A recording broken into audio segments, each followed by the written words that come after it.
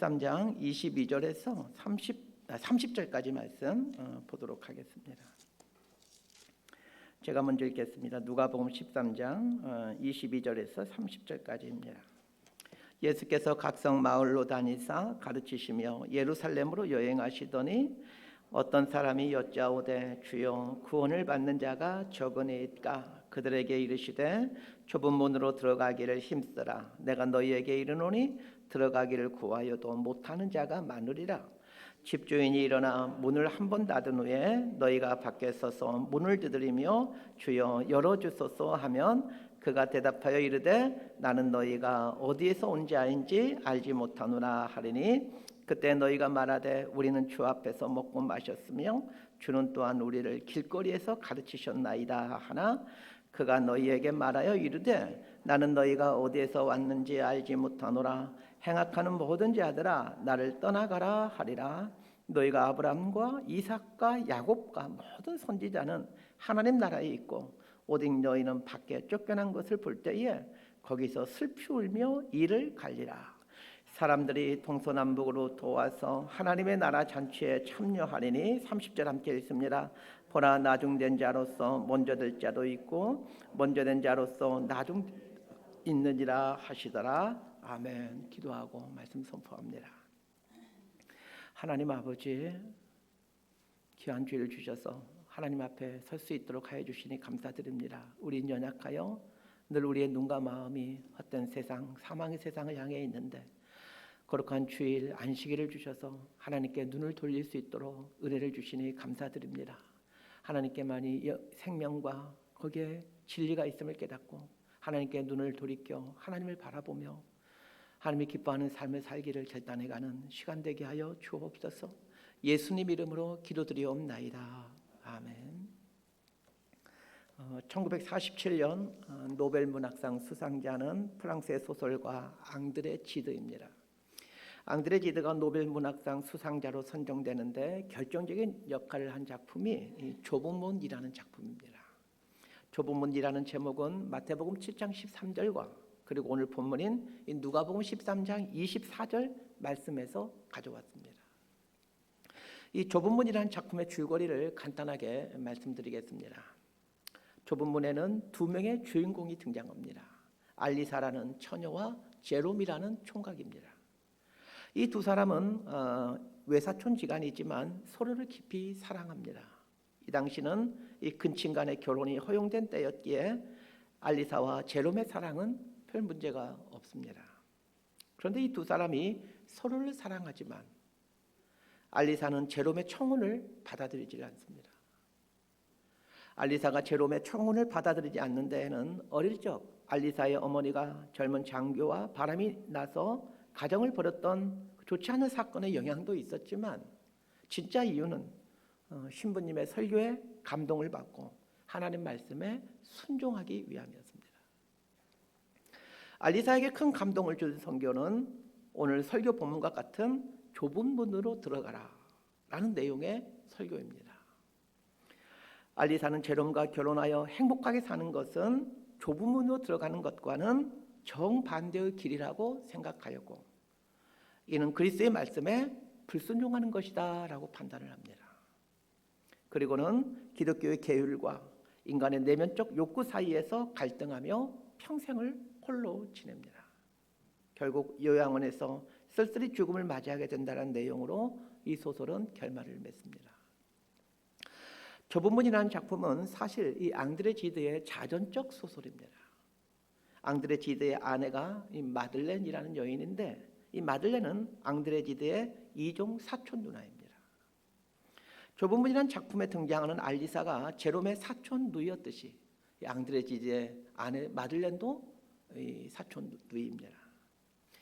알리사가 기독교 신앙에 깊이 헌신된 사람이었듯이 앙드레 지드의 어머니가 아주 독실한 청교도 신앙인이었습니다.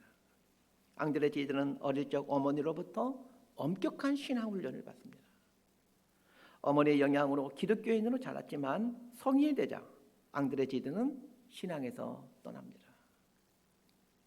앙드레 지드의 인생 여정을 생각하면서 이 자전적인 소설인 좁은 문이라는 작품을 해석해 보면 알리사의 엄격한 종교적 규율이 알리사와 제롬을 불행하게 만들었듯이 기독교에서 요구하는 규율이 인간을 구원에 이르게 할 수 있는가에 대해 의문을 갖게 합니다.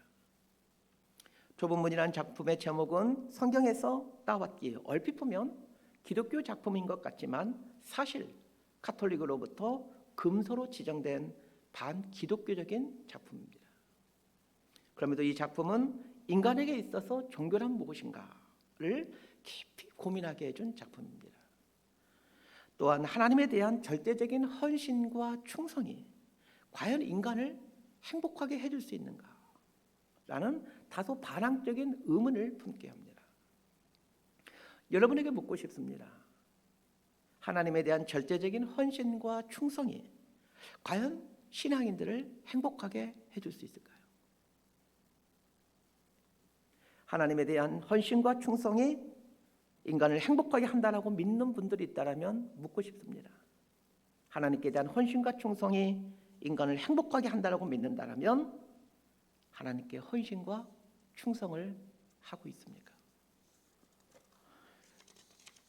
자, 누가복음 13장 22절에서 24절까지 말씀 함께 보도록 하겠습니다. 시작. 예수께서 각 성 각 마을로 다니사 가르치시며 예루살렘으로 여행하시더니 어떤 사람이 여짜오되 주여 구원을 받는 자가 적으니이까 그들에게 이르시되 좁은 문으로 들어가기를 힘쓰라. 내가 너희에게 이르노니 들어가기를 구하여도 못하는 자가 많으리라.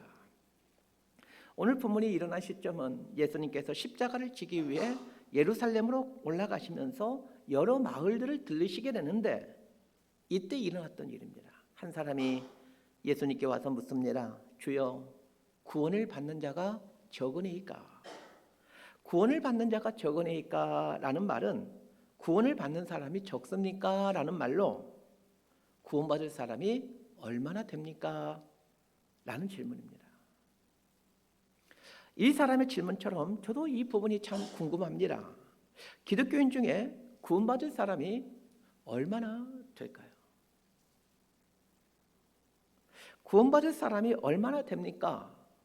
이 사람이 이렇게 질문을 했다라면 많은 사람이 구원받는다 혹은 생각보다 적은 사람이 구원받는다 이렇게 답변하는 것이 합당한 답변입니다. 그런데 예수님의 답변은 질문과는 논리적으로 맞지가 않습니다. 예수님이 뭐라고 답변합니까? 좁은 문으로 들어가기를 힘쓰라 이렇게 답변을 합니다. 질문이 무엇이었습니까? 구원받은 사람이 얼마나 됩니까? 인데 답변은 좁은 문으로 들어가기를 힘쓰라입니다. 이 답변이 질문의 논리와 전혀 맞지가 않습니다. 예수님의 답변이 이렇게 전혀 논리적이지 않는 이유가 무엇입니까? 질문드립니다. 1번, 예수님의 국어 성적이 형편없어서. 2번, 예수님의 국어 성적이 너무 좋아서. 답은 2번입니다. 얼핏 보면 예수님의 답변은 국어 실력이 형편없는 사람의 답변 같지만 그러나 예수님의 답변은 이 질문자의 의도를 간파하신 답변입니다.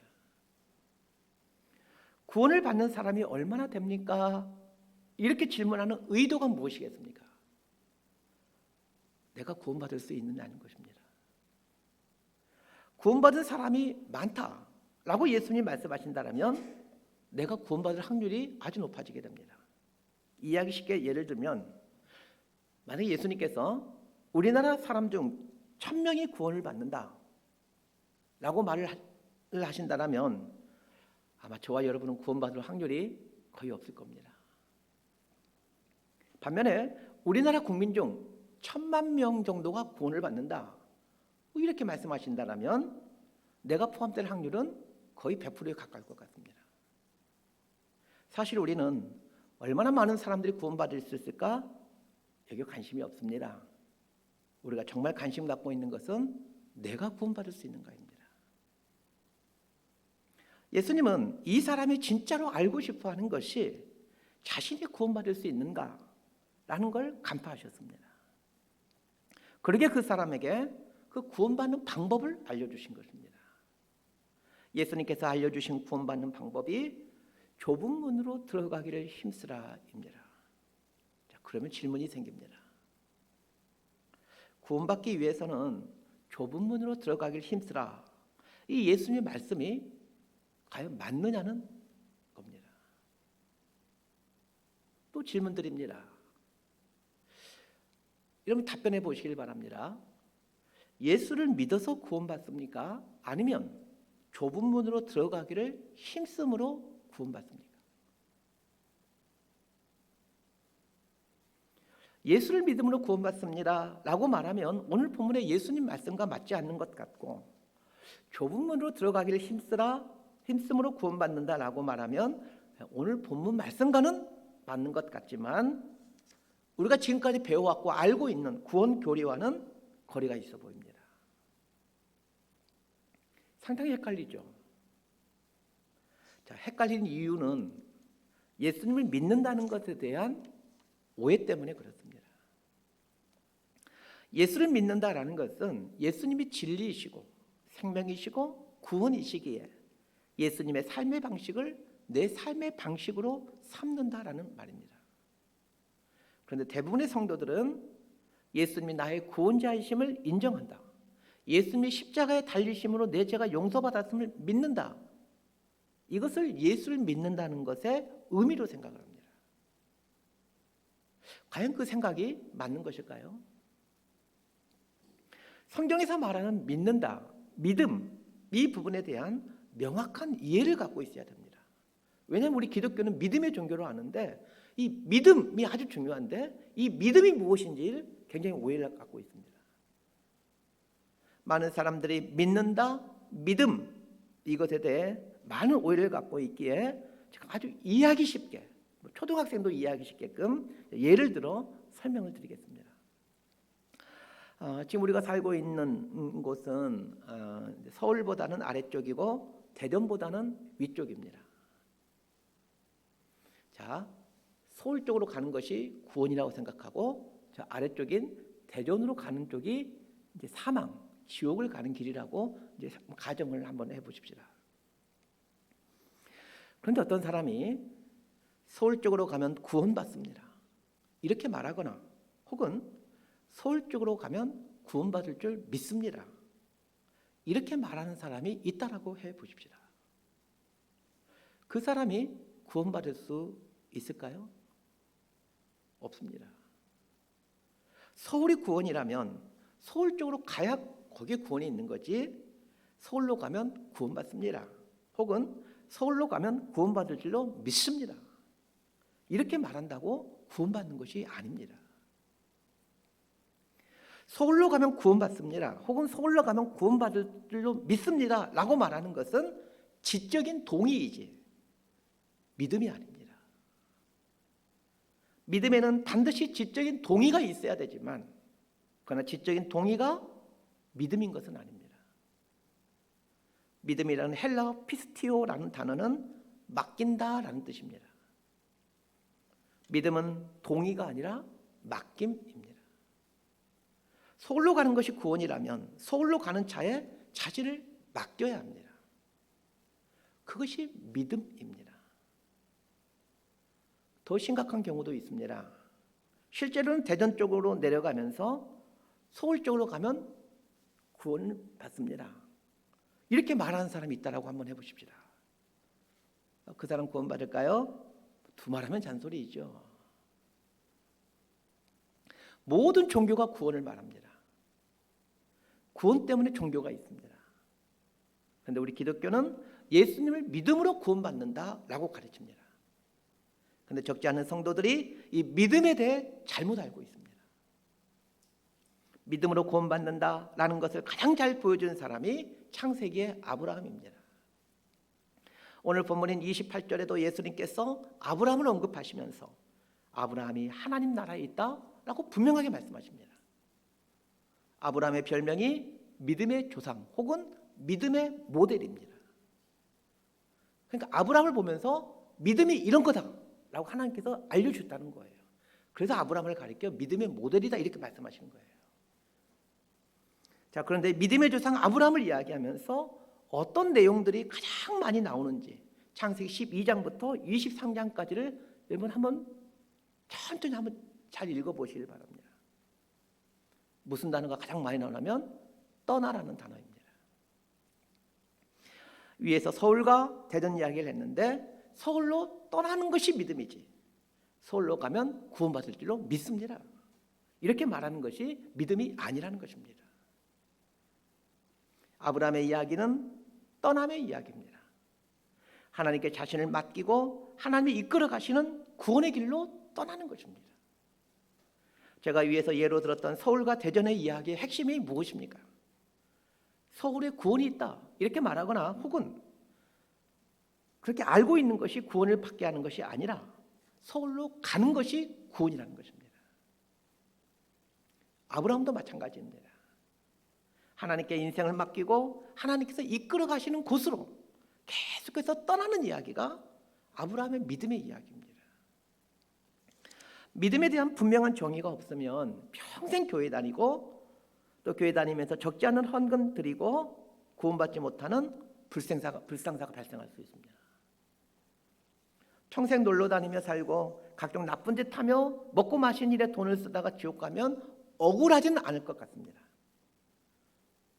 그런데 평생 교회 다녔고 또 적지 않은 헌금까지 드렸는데 지옥 간다라면 그것처럼 억울한 일이 어디 있겠습니까?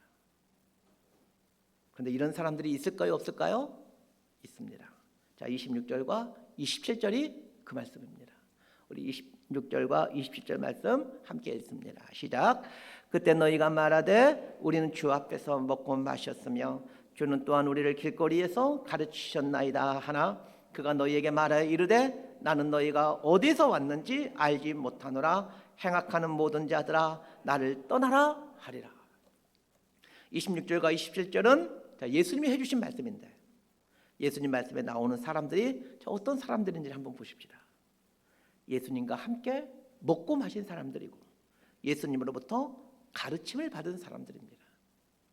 그런데 정작 예수님은 그들을 향해 난 너희를 모른다 라고 말씀하십니다. 정말로 예수님은 이들을 모를까요? 그렇지 않습니다. 예수님은 이들을 너무 잘 알고 있습니다. 같이 밥 먹었는데요. 어떻게 예수님이 이들을 모를 수가 있겠습니까? 예수님이 이들을 너무나 잘 알고 계십니다. 예수님은 이들이 믿음이 없는 사람들이라는 것을 잘 알고 있습니다. 이들이 당신과 밥을 같이 먹은 사람들이라는 건 알고 있지만 이들이 믿음이 없는 사람들이라는 것도 알고 있습니다. 그래서 구원과 사망의 판결 자리에서 난 너희를 모른다. 너희는 나와 상관없는 사람들이다. 이렇게 말씀하시는 겁니다.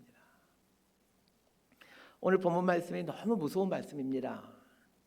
예수님과 함께 먹고 또 예수님으로부터 가르침을 받았던 사람들인데 예수님께서 이들을 모른다고 하시니 이처럼 난감한 일이 어디 있습니까?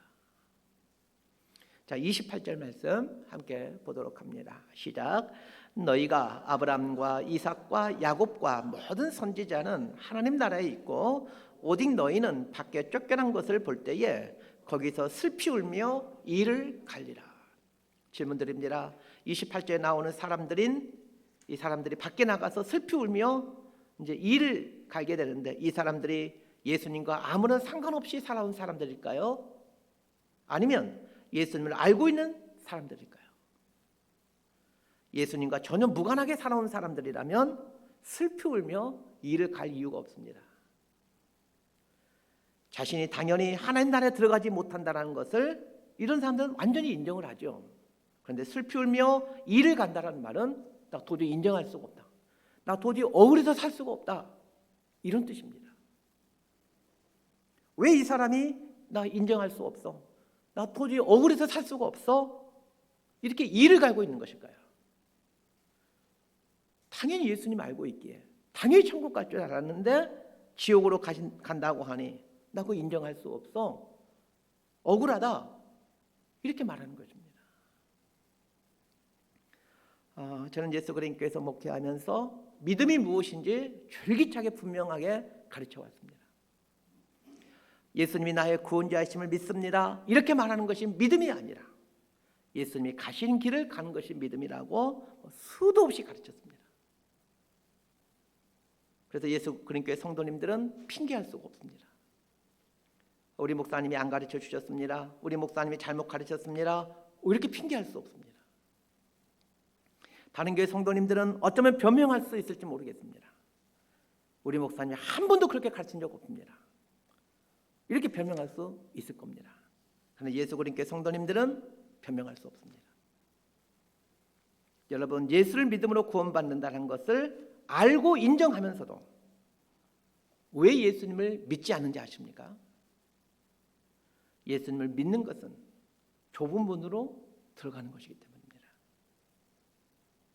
서두에서 앙드레 지드의 좁은 문이라는 작품을 소개해드렸습니다.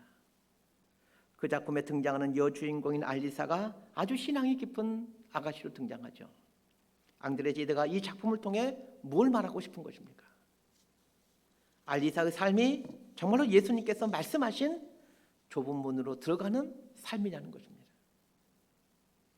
더 나아가 앙드레 지드는 독실한 청교도였던 자신의 어머니의 삶이 진짜로 성경에서 말하는 그 좁은 문으로 들어가는 삶이다라는 질문을 던지고 있는 것입니다.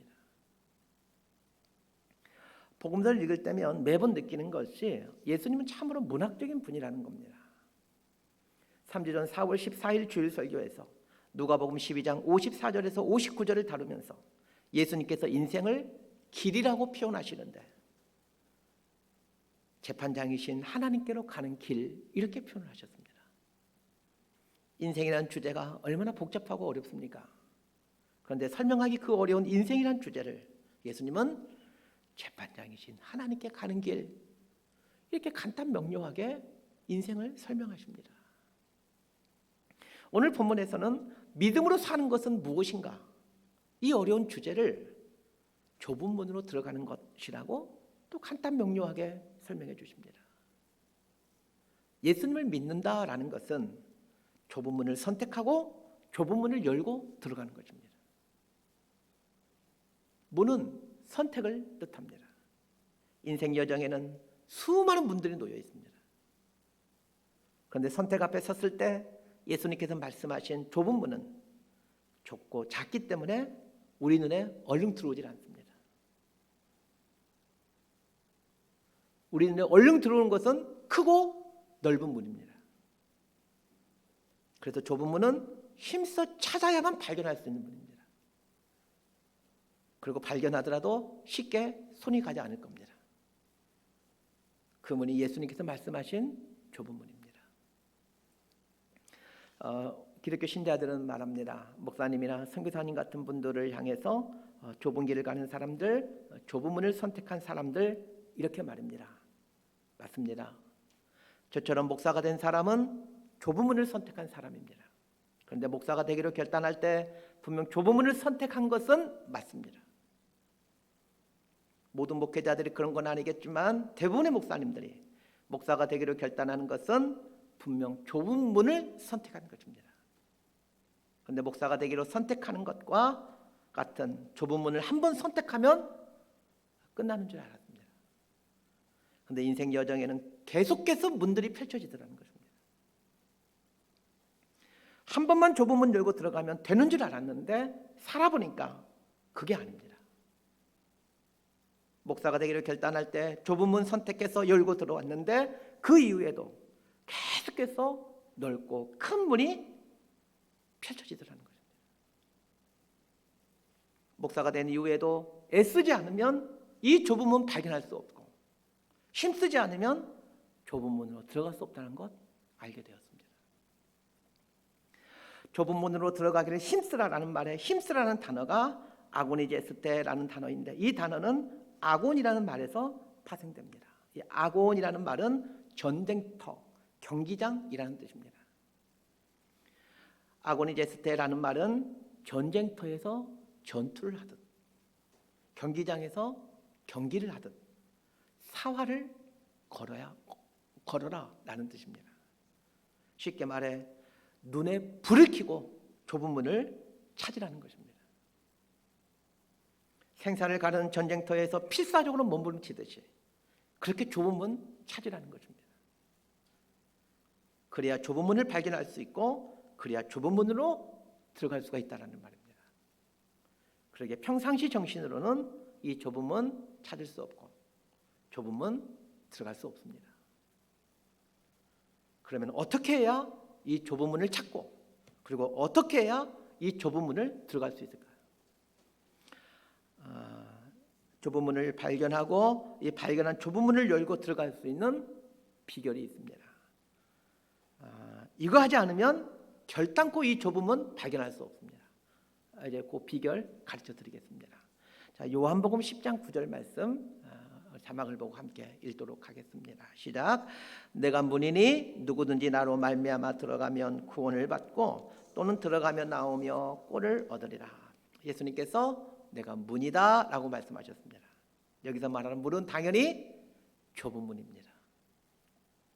그렇다면 좁은 문을 발견하고 좁은 문으로 들어갈 수 있는 비결이 무엇인지 금방 알게 됩니다. 평상시에 예수님을 늘 찾는 사람은 좁은 문이 금방 눈에 들어옵니다. 왜 내 눈에 좁은 문이 금방 들어오지 않고 크고 넓은 문들만 보이는 것일까요? 평상시에 예수님과 상관없이 살기 때문입니다. 예수님을 주목하며 살면 좁은 문이 쉽게 눈에 들어옵니다. 예수님을 주목하며 산다라는 말은 예수님과 가까운 곳에서 산다라는 말입니다. 이제 다시 오늘 본문으로 돌아가 보십시다. 제가 위에서 한 설명을 갖고 이 본문을 새롭게 번역해 보겠습니다. 이렇게 번역해 볼 수 있습니다. 한 사람이 예수님께 묻습니다. 제가 구원받을 수 있겠습니까? 그때 예수님이 이렇게 말씀하십니다. 나를 늘 주목하고 내 곁에 있으라. 자, 이렇게 바꿔서 표현하니까 우리가 알고 있는 구원 교리와 일치하게 된다는 것을 이제 알게 됩니다. 예수님을 믿음으로 구원받습니다. 그런데 예수님을 믿는다는 것은 예수님이 나의 구원자이기에 구원자이신 예수님 앞에 살며 예수님 바라보며 산다라는 말입니다. 예수님 옆에 살면서 예수님 바라보며 살면 좁은 문이 쉽게 눈에 들어옵니다. 좁은 문을 선택할 수 있는 비결도 똑같습니다. 예수님 옆에 살며 예수님 바라보며 살면 예수님이 좁은 문을 열고 들어가시는 것을 발견하게 됩니다. 이런 과정들을 몇 번 하다 보면 쉽게 좁은 문이 눈에 들어오고 어렵지 않게 좁은 문 선택할 수 있습니다. 그리고 예수님을 따라 좁은 문을 열고 들어가면 거기에는 좋은 것이 있다는 것을 경험으로 알게 됩니다. 여러분 이런 경험들을 몇 번 해보시길 바랍니다. 그러면 왜 좁은 문으로 들어가기를 힘쓰라 라고 예수님께서 말씀하셨는지 이해가 됩니다. 예수님께서 우리 고생시키려고 좁은 문으로 들어가려 힘쓰라 이런 말씀하시는 게 아닙니다. 위에서 요한복음 10장 9절 말씀인 내가 문이다라는 말씀 인용하면서 맨 끝부분에 이런 말이 있지 않았습니까? 들어가며 나오며 꼴을 얻으리라. 예수님 옆에 살면서 예수님 바라보며 살면 어렵지 않게 좁은 문 선택하게 되는데 좁은 문을 들어가고 나오다 보면 거기에는 늘 꼴이 있다는 것을 발견하게 됩니다. 양에게 있어서 꼴이란 우리에게는 좋은 것을 말합니다. 예수를 믿는 삶이 이런 삶의 모습입니다. 자, 28절에서 30절까지 말씀 함께 읽도록 합니다. 시작. 너희가 아브라함과 이삭과 야곱과 모든 선지자는 하나님 나라에 있고 오직 너희는 밖에 쫓겨난 것을 볼 때에 거기서 슬피 울며 이를 갈리라. 사람들이 동서남북으로부터 와서 하나님의 나라 잔치에 참여하리니 보라 나중된 자로서 먼저 될 자도 있고 먼저 된 자로서 나중될 자도 있느니라 하시더라. 오늘 본문의 마지막 말씀인 나중된 자로서 먼저 될 자도 있고 먼저 된 자로서 나중될 자도 있느니라 이 말씀은 누군가에게는 희망이 되는 말씀이고 누군가에게는 두려움이 되는 말입니다. 저처럼 비교적 일찍 예수를 믿고 또한 젊은 나이에 목회자로 헌신한 사람들에게는 이 말씀은 참 두려운 말씀이 됩니다. 받아들이고 싶지 않은 말씀이 됩니다. 반면에 예수 믿은 지 얼마 되지 않는 분들에게는 이 말씀은 기회의 말씀이요 소망의 말씀이 됩니다. 이 말을 보면서 먼저 된 사람이라면 끝까지 먼저 된 자로 남아있는 방법이 무엇일지 궁금할 것이고, 나중된 사람이라면, 이제 예수 믿은 지 얼마 되지 않는 나중된 사람이라면 이 먼저 될 자가 될 수 있는 방법이 무엇인지 궁금할 겁니다. 지금부터 그 방법, 그 비결 알려드리겠습니다. 이 방법을 알기 위해서는 어떻게 하면 나중된 자가 되는지를 알면 아주 쉽게 알 수 있습니다. 이렇게 하면 나중된 자가 됩니다. 자, 26절과 27절 말씀 함께 봅니다. 시작. 그때 너희가 말하되 우리는 주 앞에서 먹고 마셨으며 주는 또한 우리를 길거리에서 가르치셨나이다 하나 그가 너희에게 말하여 이르되 나는 너희가 어디에서 왔는지 알지 못하노라. 행악하는 모든 자들아 나를 떠나가라 하리라. 예수님의 비유에 나오는 사람들은 예수님과 함께 먹고 마시며 예수님으로부터 가르침을 받은 사람들입니다. 오늘 본문에 표현하면 먼저 된 자들입니다. 이들은 예수님과 함께 먹고 마실 만큼 예수님과 가까이 지내는 사람들이었고 예수님으로부터 말씀을 배운 사람들입니다. 그런데 이들을 가리켜 예수님이 행악하는 자들아 라고 부르십니다. 행악, 악한 일을 하는 것과 예수님의 가르침은 사실 전혀 어울리지가 않습니다. 어떻게 예수님의 가르침 중에 악을 행하는 말씀이 있겠습니까? 그럼에도 예수님께서 이들을 행악하는 자다라고 부른 것은 무슨 뜻이겠습니까? 예수님도 말씀을 받았지만 삶은 악을 행한다는 것입니다. 자, 그렇다면 어떤 사람이 나중된 자가 되는지 금방 알게 됩니다. 예수님으로부터 가르침을 받지만 그 가르침에 합당하게 반응하지 않는 사람입니다. 가르침을 받는 것이 중요한 것이 아니라 가르침이 있는 자리에 서 있는 것이 중요한 것이 아니라 가르침에 합당하게 반응하는 것이 중요합니다. 설교를 듣는 것이 중요한 것이 아니라 설교에 합당하게 반응하는 것이 중요합니다. 한국 교회가 너무 많은 교회들 문제를 겪고 있는 것은 우리 모두가 다 알고 있는 내용들입니다. 그 교회에서 문제를 일으키는 사람들의 특징이 있습니다. 제가 두 가지 특징을 말씀드릴 텐데 제 말이 맞는지 틀린지 잘 보시길 바랍니다. 첫 번째 특징, 교회 다닌 지 오래된 사람들이 문제를 일으킨다는 것입니다. 두 번째 특징, 그 사람들은 말씀에 합당하게 반응하지 않는다는 특징을 가지고 있습니다. 오랜 세월 교회를 다녔다는 것은 많은 설교를 들었다, 많은 가르침을 받았다라는 뜻입니다. 즉 먼저 된 자라는 뜻입니다. 그런데 왜 이들이 교회 공동체를 어렵게 하는 행악하는 자로 전락해버리는 것입니까? 말씀에 합당하게 반응하지 않기 때문입니다. 그래서 여러분 매주 교회 와서 지금 설교를 듣고 있는데 들을 때마다 이 생각하며 들으셔야 됩니다. 나는 오늘 선포된 말씀 앞에서 어떻게 반응할 것인가? 그리고 한 가지라도 선포된 주일 말씀에 대해 반응해야 될 것을 찾아보시길 바랍니다. 이 습관을 기르게 되면 그 사람은 끝까지 먼저 든 자가 됩니다. 그리고 예수 믿은 지 얼마 되지 않는 분들이라도 지금부터라도 이 습관 기르시길 바랍니다. 그러면 비록 나중된 자이지만 먼저 든 자가 됩니다. 매주 수요일 저녁에 순장 모임을 하는데 순장 모임 시간에 그 대부분은 지난주일 설교 말씀에 대해서 무엇을 깨달았고 그리고 그 말씀에 어떻게 반응했느냐 이 얘기를 하는데 순장 모임 시간에 대부분을 사용합니다. 제가 왜 순장님들과 모임을 가지면서 이 훈련을 시킬까요? 목회하면서 비싼 값을 치르고 깨달았기 때문입니다. 설교 말씀에 합당하게 반응하지 않는 사람이 교회의 리더십이 되었을 때 괴물이 되는 것을 수도 없이 보았기 때문입니다. 목회하면서 몇 번 목회를 그만둬야 되겠다 생각하던 때가 있었습니다.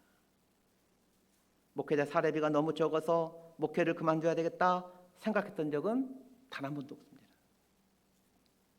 새벽부터 나와서 밤늦게까지 일해야 되는 너무 고된 일이기에 목회를 그만둬야 되겠다, 이렇게 생각했던 적도 단 한 번도 없습니다. 여러분, 제가 1년에 교회를 며칠 출근하는지 아십니까? 한 3, 4일 명절 기간 동안에도 한 하루 정도만 쉬고 매일 교회 출근합니다. 휴가란 거 거의 제가 가져오지 못했습니다. 제가 새벽 5시면 대부분 출근을 합니다.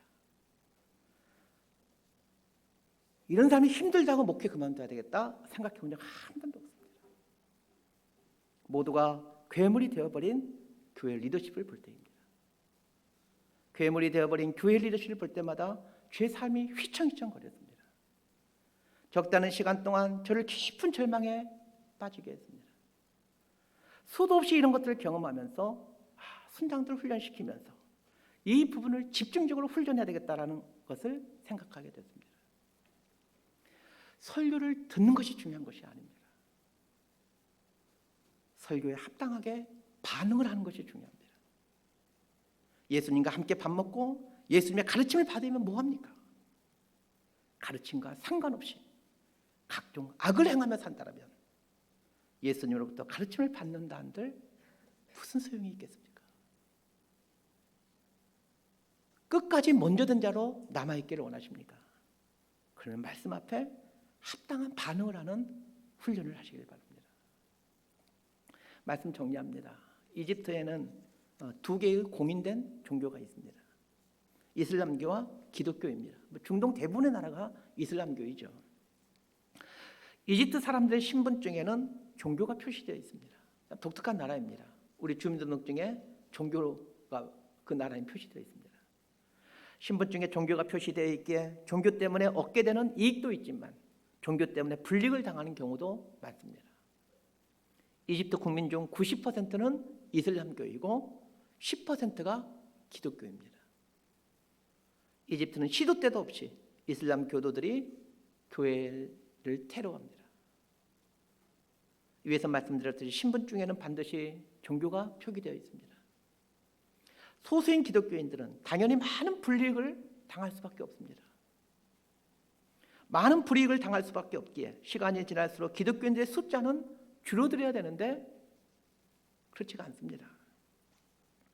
이집트의 기독교를 콥틱 기독교라고 부릅니다. 이 콥틱이라는 말은 고대의 이집트라는 뜻입니다. 이집트의 기독교가 전해진 지가 1400년이 넘는데 1400년의 기간 동안 이 콥틱 기독교는 상상할 수 없는 핍박을 받아왔습니다. 그런데도 이집트에는 1000만 명이 넘는, 우리나라 기독교보다 더 인구수가 많습니다. 기독교 인구수가 1000만 명이 넘는 기독교인들이 존재합니다. 어떻게 이런 일이 가능할까요? 이집트의 이 콥틱 기독교인들은 두 가지의 중요한 조분문을 늘 품에 가지고 있습니다. 첫 번째는 콥틱식 이름입니다. 이집트 사람들은 이름만 보고도 그 사람이 이슬람 교도인지 기독교인지 금방 압니다. 콥틱 기독교인들은 이름을 다르게 짓습니다. 두 번째는 콥틱 문신입니다. 기독교 신자인 부모들은 자식이 태어나면 오른쪽 안쪽에 십자가 문신을 새깁니다. 사냥젖에 담궈 놓았던 바늘로 여리고 여린 갓난아이의 피부를 찢어 평생 지워지지 않을 십자가 문신을 그 갓난아기 오른손에 새겨 놓습니다.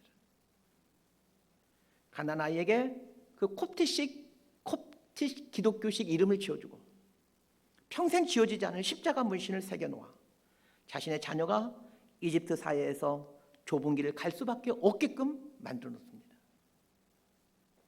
쉽게 말해 부모들이 자식의 인생 앞에 좁은 문을 세워놓는 것입니다. 이렇게 함으로 이슬람국가 한복판에 살면서도 기독교인으로 살아가게끔 합니다. 구원을 받는 자가 적으니까? 이 한 사람의 질문에 대해 예수님은 아주 이상한 답변을 하시므로 도리어 우리에게 이 질문을 던지고 계십니다. 너는 구원받은 자이냐? 예수님이 던지는 이 질문을 우리 스스로에게 던지며 살았으면 합니다. 그리고 예수님이 알려주신 구원의 길인 좁은 문으로 들어가기를 힘쓰라. 라는 말씀에 합당하게 반응하기를 바랍니다. 예수님이 좁은 분입니다. 그러게 예수님과 동행하며 예수님을 바라보며 살면 반드시 이 좁은 문이 보이고, 그리고 좁은 문을 열고 가는 그 열어가는 인생을 살게 됩니다. 왜냐하면 예수님이 좁은 문이시기에, 늘 좁은 문에 예수님이 계시기 때문에 그렇습니다. 그런데 꼭 기억해야 됩니다. 예수님이 계시는 좁은 문에는 좋은 꼴들이 반드시 있다는 것입니다. 이 사실을 기억하며 좁은 문을 선택함으로 끝까지 먼저 된 자로, 그리고 나중된 자들은 또 먼저 된 자로 살아갈 수 있게 되기를 진심으로 소망하고 축복합니다. 기도하겠습니다. 하나님 아버지, 우리 삶의 중요한 질문들을 갖고 살아가기를 원합니다. 너는 구원을 받은 자인가? 라는 이 질문을 매 순간 던지며 살게 하시고, 좁은 문으로 들어가기를 힘쓰라는 말씀에 어떻게 적용하며 살아야 되는가를 생각하며 살기를 원합니다. 각자에게 펼쳐진